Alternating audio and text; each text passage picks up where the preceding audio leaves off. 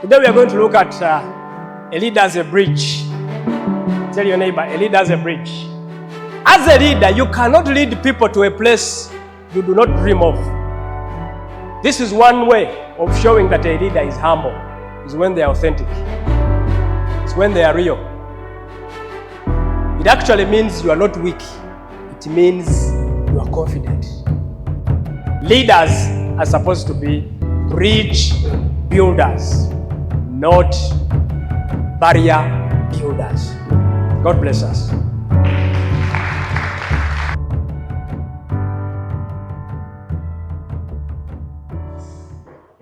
Thank you so much.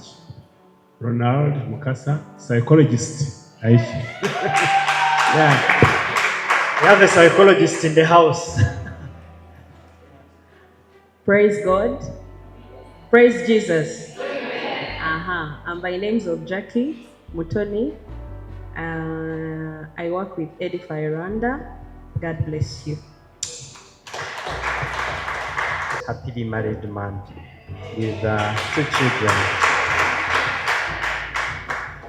You see the power of letting people introduce themselves. You might miss out certain things. All right. Going through our questions today, starting from the main question, all of us will be answering this. Can you share an example of a leader you admire who embodies the concept of being a bridge?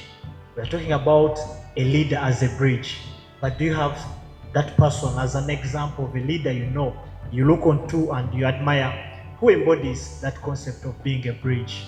I think we'll start with Master Ronald. Thank you so much.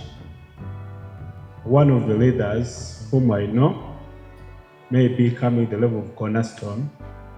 I'll take Uncle Tim, who has done this work for so long, to be a bridge to millions of young people, sacrificing a lot of money, even his time, because the major thing is always time.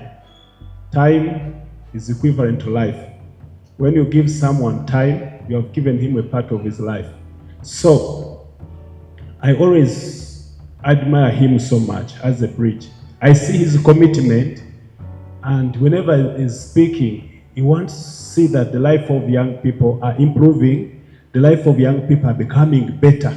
Every time we come, he comes, that's what is on his heart. So, that's one of the leaders I admire. You didn't introduce yourself though. Oh, caught off guard. But yeah, I'm Jesse Rayson. I'm also part of Cornerstone, serving with an outreach program called Youth Impact Mission. Yeah, and I'm blessed to be the panelist today. For those who have been coming from,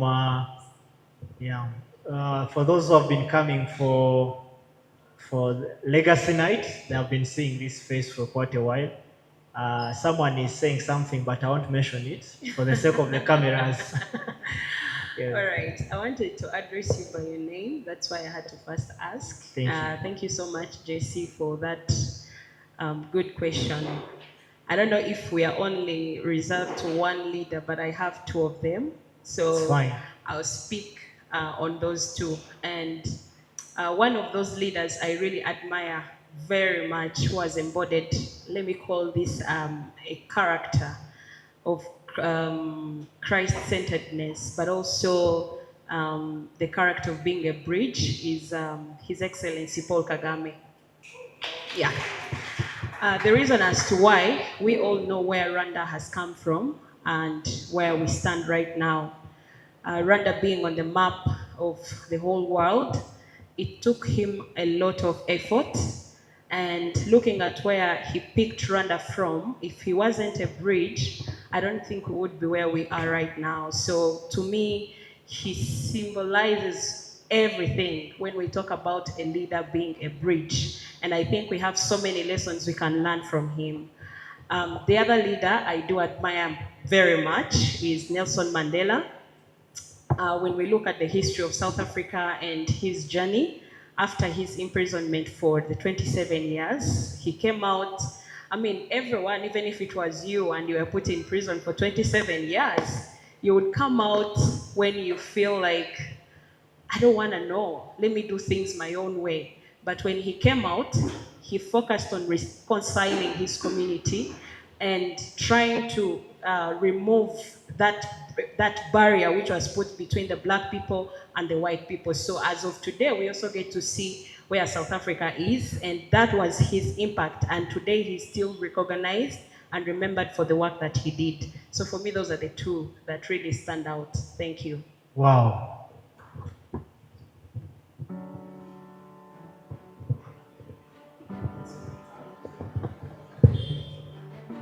Well, for me, there are two keywords in this question. One is a leader and a bridge. And I think a leader as a word is very common to most of us. But a bridge might not be that common. And as an engineer, when you mention a bridge, there are a few details that you need to understand. There are different bridges. Where I grew up from, we used to cross a small river, not very small.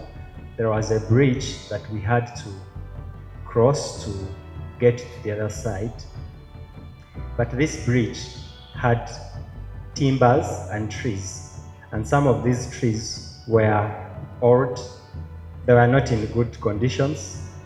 For us to cross, you had to put there one leg first, and then you test. Then you can go a little bit further to see whether this bridge can work as a means for you to the other side. But as we all come from different places, we know that there are other bridges where you even cross with the car without fear, because you know that this bridge, there's trust. So when you talk of a bridge, the most important thing, or one of the most important things about a bridge, is its bearing capacity. How much load can this bridge support?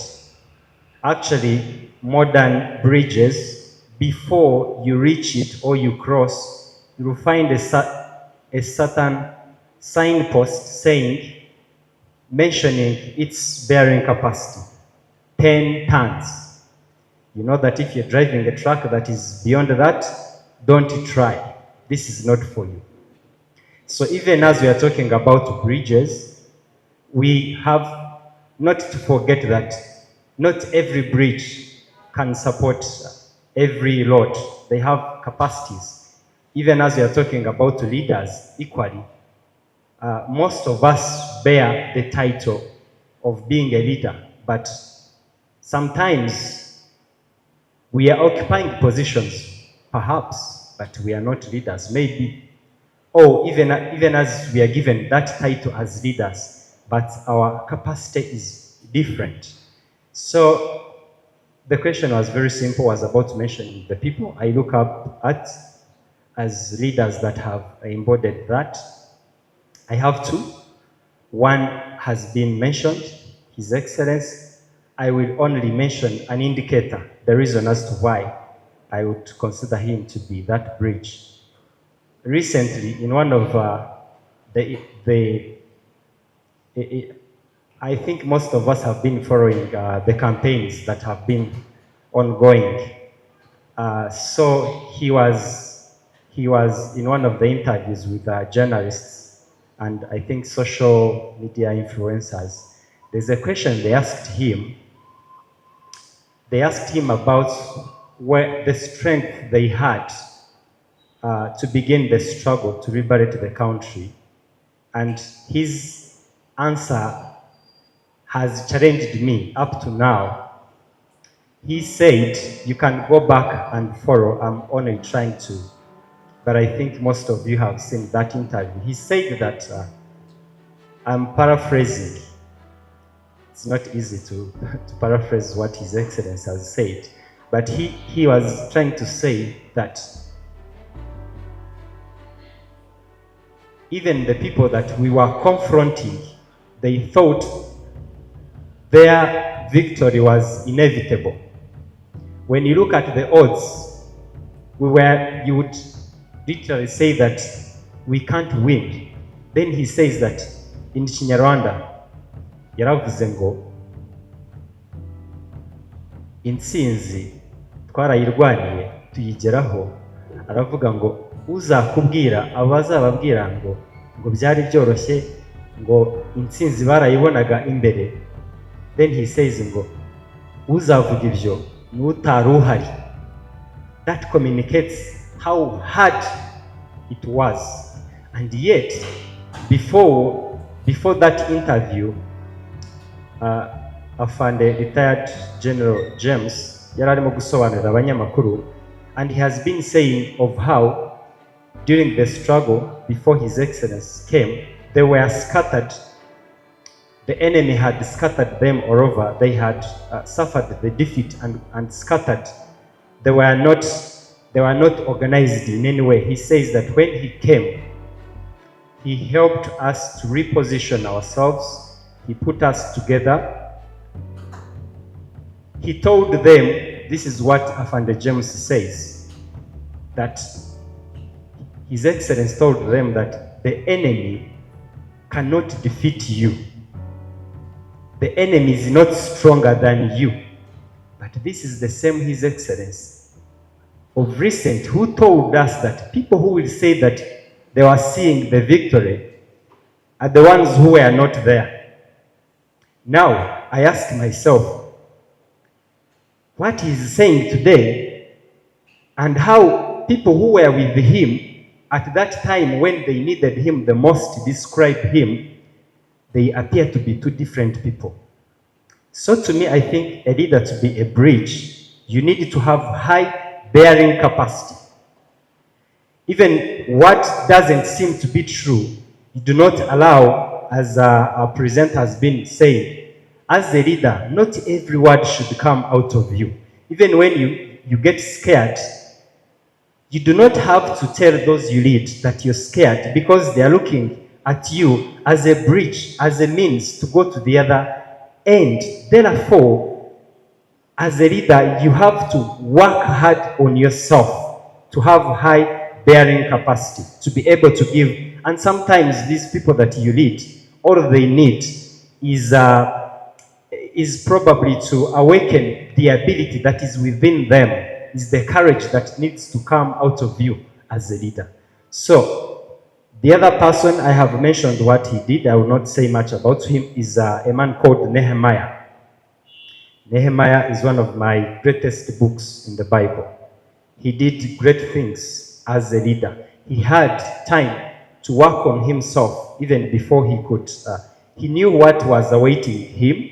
He knew that he was going to bear a lot. He took time to first work on himself as a person who was going to lead a team that was going to achieve a big mission. So His Excellency and Nehemiah. Wow. Yes, thank you very much. Hearing from the people that you look upon being bridges, I know even here in the audience, there are people that you've been thinking about in regard of being a bridge, but emphasizing on what Modeste has been saying, showing different types of bridges, those which are strong, those which are wooden, and also weighing a capacity to be able to let others cross over. But going deep into that, I want to ask Jackie, where in leadership do you currently see gaps that need to be bridged, and how do you believe that they can be bridged, or how do you think they can be bridged?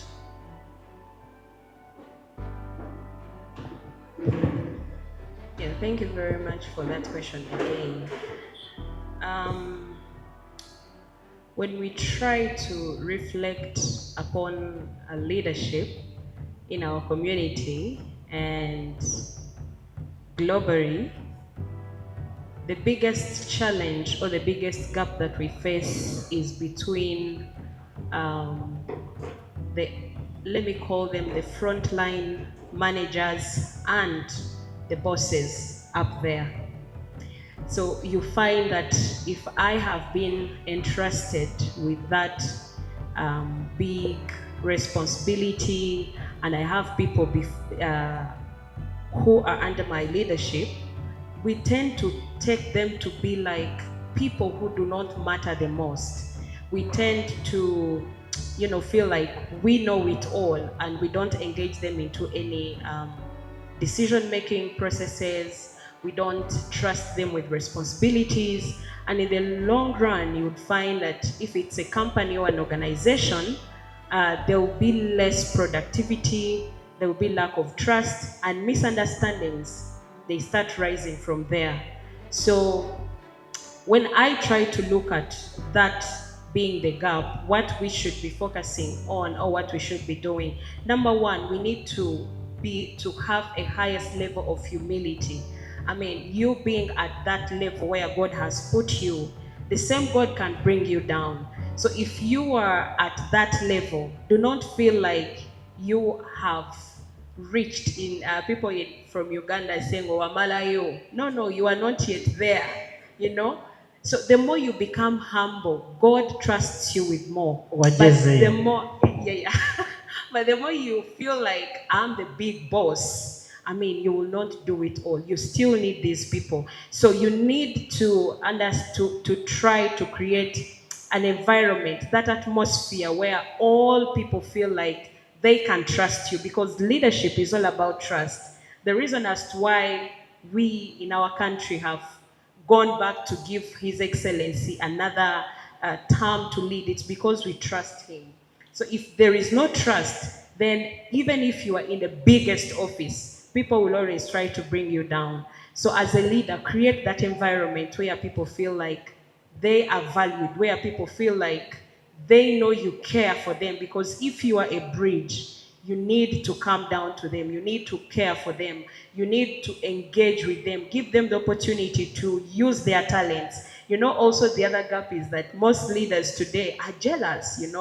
We have a lot of people like, kubera ko he has breached this level, akumva ko abandi ndi kuyobora ntago bagomba kugera ku rwego njyewe ndiho. And in the long run, you would find that you are not making your people to grow. If you are leading a certain group of people, they'll continue to be at the same level where you found them.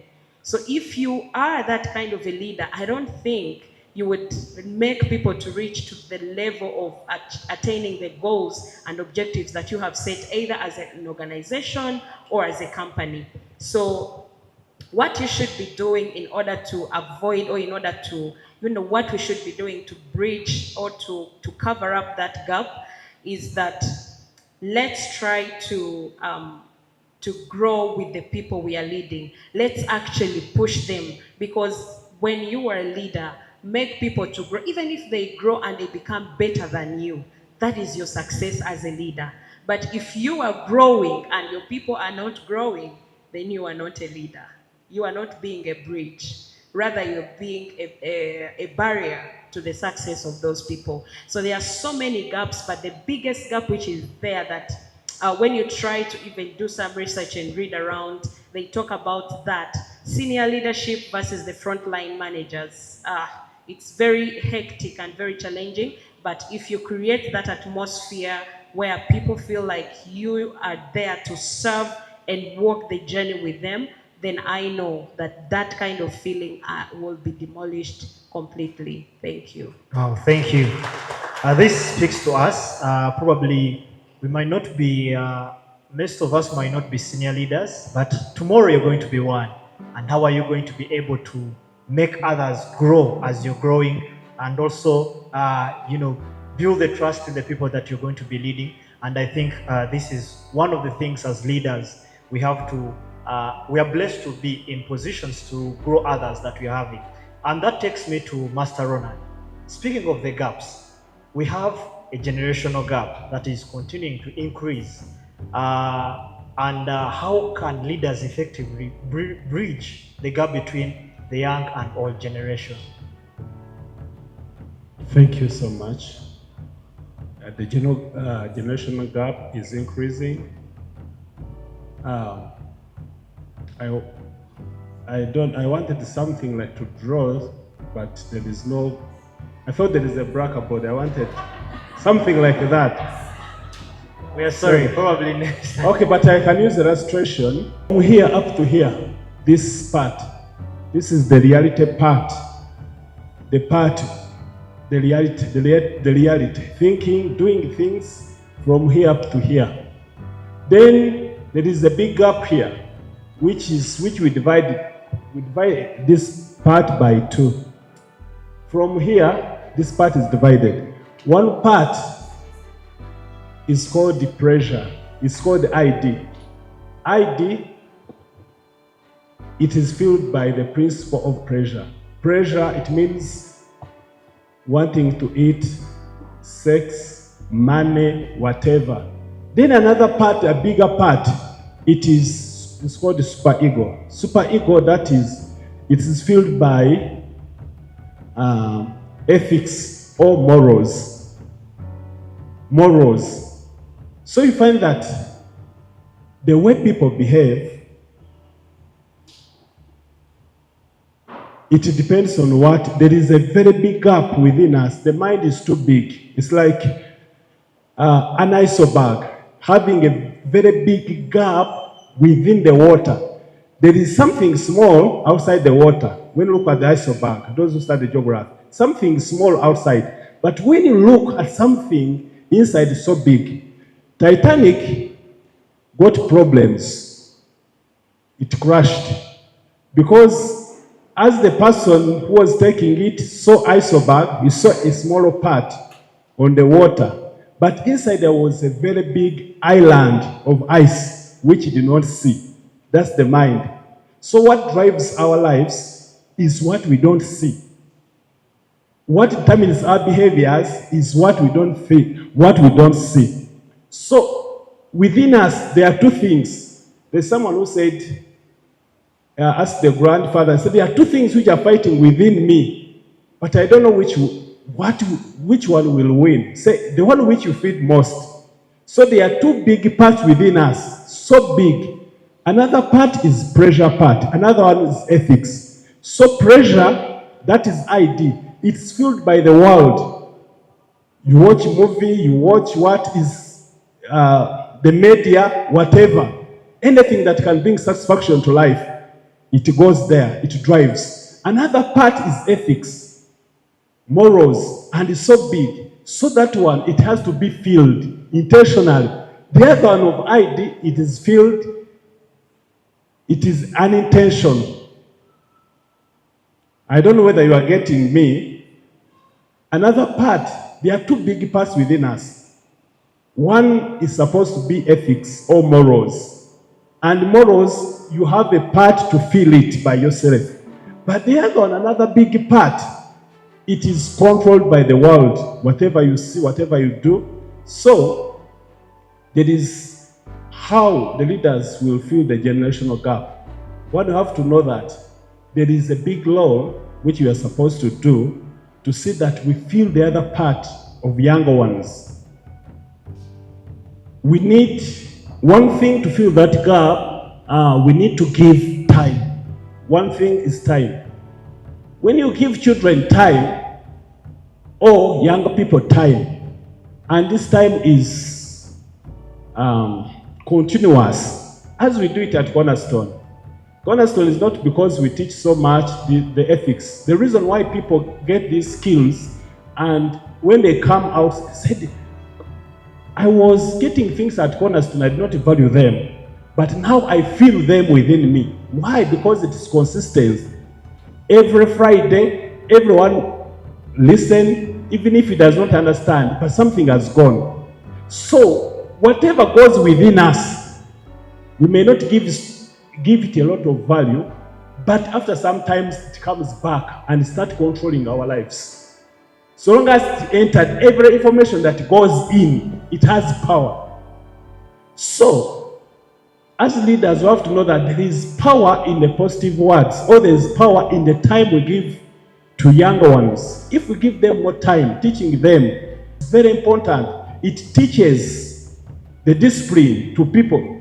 Every country has the way people behave. Why? Because there is character that is being installed in them. The way Rwandese behave a little bit when they go to Uganda, say, we are surprised. We are seeing people eating on the way, what and what. Because there is a culture, and this culture is being taught. So as leaders give time to children, teach them, they are doing a lot of work. This is very important. They are closing that gap. It looks to be something which is simple or something which you may not so much value, but it's very, very important, giving time. And teach the younger ones always, not once, but always. As long as you are giving, as it is now, that every Friday people come and learn the skills, maybe once. That continuation has a lot of power. So long as it's continuous, it has a lot of power. Even if a day a parent says that every day I have to pray with my kids, it has a lot of power. If you do it today and you do it after 2 weeks and you do it after 1 month, and what, it may not have a lot of power. But if they know that every day there is something they are supposed to get, there is something it builds in them. Thinking about it is very important. Another thing that can close also that gap when it comes to leaders, it's also love. Having love, it's very important. It brings people together. It's love that brings, in love there is life. Whatever we love, we give it life. Everything to have life, you must give it love. The secret of everything growing is love. When we love the younger ones, when we love the people we are working with, we are giving them life. And this helps them to grow, and this helps them to also to close the other gap. Yes. So, I don't know where the time is. You are saying it's good, time is over. No, you just have like a few seconds too. Few seconds. So, love is very important. Why? Because when you love people, they become more strong. One of the things which I discovered in life, when you, for example, when you fight someone, you discriminate someone for what God gave him, you can never defeat that person. When you start fighting someone and discriminate someone, you're working with somebody and say, this one is like this, you are short, you are doing what, you fight that person. Once that person begins fighting against you, you'll never defeat that person. So, as a leader, you must love people, and in love there is unity. And there is also life that you bring to people. Lastly, also in love, when you love, you bring value to people. And when you bring value to people, they also bring value to what they are doing for you. Once you love people, you give them value, they also bring value to what they are doing for you, and you get the best. Maybe giving last example, when my wife started a small school, I told her the only secret behind success is to love what you are doing, give value to people who are helping you, then you will see the best. So when the parents called back, they say that the reason why we are chasing, we are always coming to you, we love you and we love your products, it's because of the love you are giving. We see this love. So loving what you do, loving the people you are working with is very important. It closes that gap, the generational gap. Even if the young ones, they feel that they are part of it. Wow. Thank you so much. May God bless you. Yeah, thank you very much.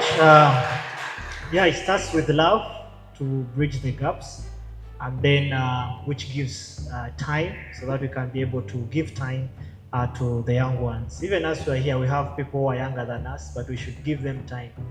Don't look onto yourself and say they're not giving you time, because I'm seeing many faces of youth. But also look onto the young ones and give them time. Plus also teaching them a basis of teaching that will lead to bridge the gap if the young ones are taught.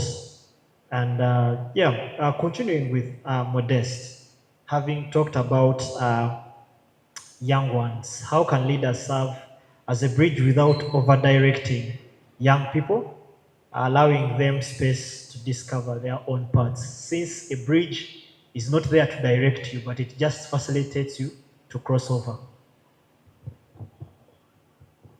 Thank you. I think I will have to differ a bit from part of that question, but before I do so, John Maxwell says that people buy into you before they buy into your vision. However much you have a clear and a good vision, but if people that you want to take to a certain point do not buy into you, it will be very hard for you to achieve that vision or for people to buy into that vision. Meaning, as I had made the other illustration of certain bridges where you have to test them, probably with one leg at a time, and then you move a few centimeters, you're trying to buy into that bridge, to find out whether it can accommodate your weight, to find out whether it is it can serve as a means. So before, as a leader, those that I lead buy into me. And leadership is not a call for the weak. It is not a call for everyone. You have to be prepared. You have to be ready. As a bridge has to bear a lot. As a leader, you have to be prepared to battle a lot. You have to be prepared to respond to crisis.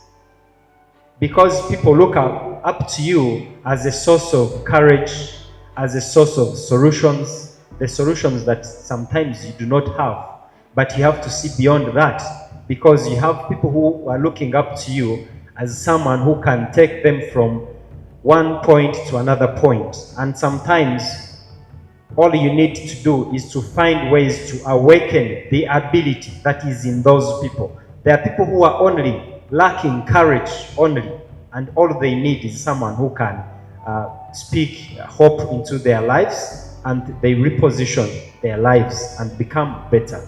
So where I say that I differ a bit is on the aspect of directing or over-directing. Well, maybe not over-directing, but if micromanaging, yes, well, micromanaging is always bad. But if you subscribe to your leader, you fully trust, there are no trust issues. If you trust that bridge, for example, yesterday I went to Bugesera. There is a new bridge, between Bugesera and Chichuchiro. I was driving. I think I crossed that bridge at a speed of about 80 kilometers per hour, because even the signpost says 80 kilometers. But when I go back in my village, Masha, when I'm crossing a certain bridge that you all know, Muvumba, it is equally a good bridge. I have to be slow because of many factors that I don't want to mention here for the sake of, because I might tomorrow go back home and the bridge breaks. But what I'm trying to say, if you subscribe, there are no trust issues. What's wrong with you learning from this person that you do not have trust issues with, that you trust to be good leaders, that they are well equipped to take you where you want to go? Maybe micromanagement is an issue, But I would say, in simple words, what leaders should do is to involve the involvement. They have to involve in whatever they're doing the people that you want to take somewhere, because you might find that the people you're leading, some of them are going to merge into better leaders than even you. You know, the word of God says that we were all created in a wonderful, we are fearfully and wonderfully made, created in the image of God. What gives you a guarantee as a leader that those you lead are not going to merge and even become better leaders than you? So you can only create space and try to involve them with what you know, but keeping in mind that we were equally given gifts, and probably the people you're leading, some of them could merge into better leaders than you. So involvement and creating space. Today is people spending a lot of time on media, and it's also causing people committing suicide. People asking why people commit suicide. The person just watches Arsenal being beaten and hungers himself. Why? The power of media. So what you give, make sure that what you feed, that's what will win. As the other quotation which I told you, that a child asked the grandfather that I feel there's something fighting within me. There are two things, wolves fighting within me. One is good, another one I feel is bad. Now which one will win? The grandpa said, the other one which you feed most will win the battle. So the one which you feed most will win the battle. Thank you. As a bridge, as a leader, maybe it's a little bit outside that topic, but for you to be in a position where you are, you're in that position for a purpose. You were not born in that position. You might not die in that position, because you will not be where you are forever. Every season we go through, especially as leaders, serving is an opportunity. And if you're given a chance to serve people, to serve the kingdom of God, you have to do it knowing that you will give an accountability, which is a call that you go and check what you're doing, whether you are functioning at your maximum, whether you're functioning at 10%. You can just be a leader occupying a certain position, but you are in that position in your family, at your place of work. It could be other young people that you're serving. Just do it knowing that there is a reward that is awaiting you, and that is the call for you to go and check whether you're doing the right thing and whether you need to maybe put in more efforts. And that means you need to really do a lot to work on yourself to become better. I need to work on myself as Modeste to become better in order for me to be effective. My closing remark would be the reason someone is successful, and your success will be coming your way. So many times, if you are also given an opportunity to choose between a leader who is building a bridge and a leader who is a barrier, I'm sure and confident that we will all go to the leader who is building a bridge. So be that person. Be the bridge for others. Be the stream of water that people need. Connect others. Do not disconnect yourself from them. Continue working together. Continue loving one another. Continue to be very purposeful in all that you do. And I believe that we will see light at the end of the tunnel. God bless you. Thank you very much. Thank you so much. Yeah, lastly, as a leader who is supposed to close that gap, generational gap, one thing maybe which I can close with is trust in the Lord in whatever you are doing. Put God first in whatever you are doing. It's very important. So, trusting the Lord, praying for what you are doing is very important because everything is given by the Lord. I did this, I thought that it's for granted. When I stopped it, it stopped also. Once I said, let me go back, where I was getting A's, they could come. And even they are going to do, I will go back and they will come. So that is it, trusting God in whatever you are doing. Wow. Prayers can bridge gaps. Yeah. Let's have a round of applause for our panelists. Thank you very much. Thank you very much for having this time with us. You can take a seat. Wow.